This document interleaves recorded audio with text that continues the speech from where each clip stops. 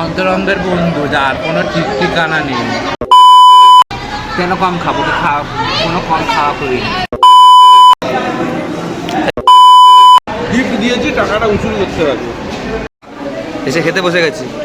Breakfast কম বুঝে শুনে খাবি কিন্তু। না না, বেশি খাবো না, অল্প খাবো। তোমাকে ডাইরেক্ট দেবে বড় প্লেটে। দুটোর জন্য এত কষ্ট করে ভাজলো। ঠিক আছে, তোমার কষ্ট আমি শোধ করে দেবো। না না না না না না না, দুপুরে আবার কষ্ট হয়ে যাবে, আবার ধরবো। রাত্রিটা খেতে হবে, অত বেশি চাপ নিস না।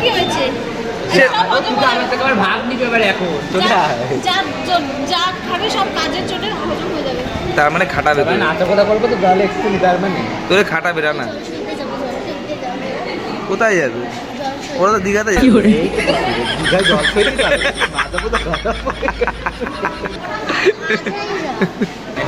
আমার বোন ছোটবেলা থেকে একসাথে আমরা পড়াশোনা, মারপিট, নাচা গান, ওকে আমি খুব মারতাম। আজ অনেক বড় হয়ে বড় সেইটা কি এখন খাওয়াচ্ছিস? না, হ্যাঁ, এখন সব আদর করে একটু খাবি যে আমি। বোনও খুশি হয়েছে নিশ্চয়ই। এটাই তো চাইছিলাম যে লাগলে ডাকার লোকটা কে পাবো। না এই হচ্ছে না বলা যাবে।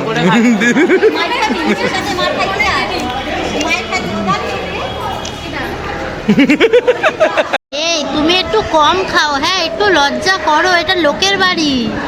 নিজের বন্ধুর বিয়ে সকালে। শুধুই কি বন্ধু? শুধু বন্ধু না, বান্ধবী। বান্ধব। অন্তরঙ্গের বন্ধু যার কোনো ঠিক ঠিকানা নেই। কি গো, কি বলে? যাবো একটু সাইড থেকে। তাও তো ভালো, অন্তরঙ্গের বন্ধু বলে এসেছে। আর এক অন্তরঙ্গের কত বন্ধুই আছে যে ঘরে মুখ লুকায় বেড়াবে। এই তুমি কি দুঃখে বেশি বেশি খাচ্ছ ওই জন্য? অন্তরঙ্গের বন্ধু বলে বিয়ে হয়ে যাচ্ছে বলে? আর বলবো না কোনো কথা।